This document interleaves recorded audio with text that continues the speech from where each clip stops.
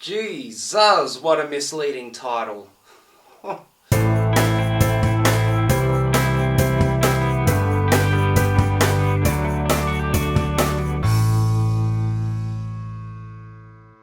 After a heist goes awry, a bank robber spends a night trying to free his mentally ill brother from being sent to Riker's island prison. It's directed by the Safdie brothers, stars Robert Pattinson, Benny Safdie, Jennifer Jason Leigh and Bakard Abdi. First of all, Robert Pattinson has such a shitty night in this movie, just a complete shit show of an evening, but his performance, actually all the performances in this film, are stand out, and if this was released a little later in the year, I could see this definitely getting some well-deserved Oscar buzz. I'll start with Robert Pattinson because he really delivers this transformative performance that I've ever seen from him. He was good in The Rover, good in Cosmopolis, Twilight was a movie, but not once did I think, when I was watching this, both times I saw it, that it was Pats. It was just an amazing, and he could definitely count on me as a fan now.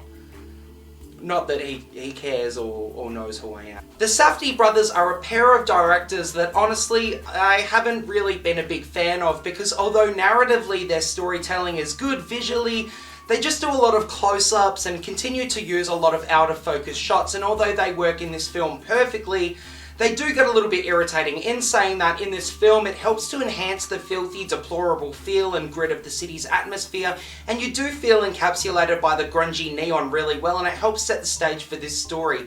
And this story, whoa. I felt so emotionally invested in Robert Pattinson's piece of shit character, and I was really rooting for him like there was no tomorrow. The relationship that he has with his brother is just so endearing, and they do a few small things in the film to make him somewhat likable, but you're not fooling me, film. He's just a cataclysmic piece of shit, just the worst person in the world. Seriously though, the protective nature of the relationship with his mentally handicapped brother is really, really well realised. Speaking of the mentally handicapped brother, such an amazing performance, and never did I feel like it was over the top. You can see the situations that he's put in, and you can see that he's kind of thinking things through and his mind's ticking over on how to resolve the issue, and it's just fantastic. The score here does a good job of blending kind of more tones and synth to keep the pace of the film, and although I can never see myself Spotifying the soundtrack, it does deserve credit as it's a perfect companion piece for the film. There's this horrible kissing scene that's just so disgusting based on the circumstances on who's involved, yet I still found myself rooting for the character of Robert Pattinson, and that comes down to some really strong writing by Ronald Bronstein and Josh Safdie. Once again, I'm going to mention the acting by Robert because basically we're on a first name basis now, apparently.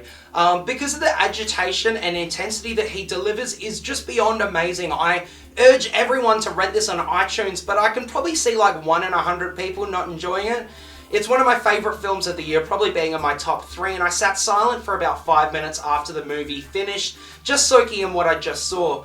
It's a really ballsy film and not one that I can imagine being directed by anyone other than the Safdie brothers. It's personal and engaging and really, really gross. It does have some pacing issues, but once again, I'm not really a fan of the super close-ups, even though they serve the purpose of the film, but I give it a 12 out of 10. I don't know, I don't have a rating system. Thank you so much for checking out my review of Good Time. I hope you had a good time. Anyway, if you've seen the movie, please let me know what you think, and of course if you like this video and want to see more, please click here to see more. Thanks for watching. Bye.